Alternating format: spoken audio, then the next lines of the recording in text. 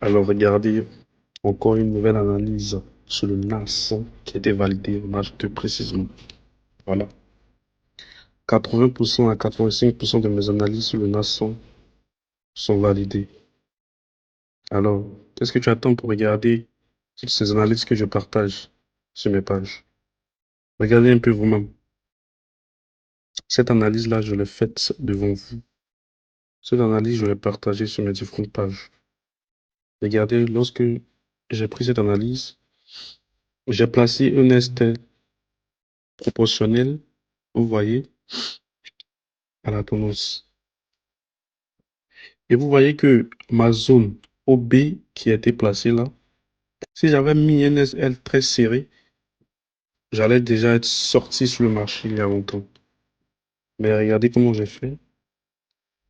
Voilà, tranquille, bien analysé, bien détaillé. Et je vois s'il y a une possibilité même également de prendre une seconde position sur ce setup-là. Voilà, je vais placer un order bloc, je crois. Bon, pas un order bloc, mais une zone d'entrée. Voilà. Et j'attends ce que le prix vienne à ce niveau-là. Voilà, comme j'ai schématisé là. J'attends ce que le prix vienne à ce niveau-là pour entrer en position.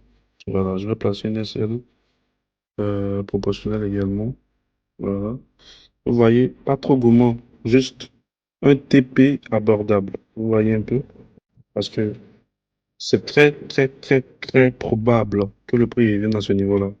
Et je vais rentrer en position d'achat. Voilà un peu. Je rentre en short.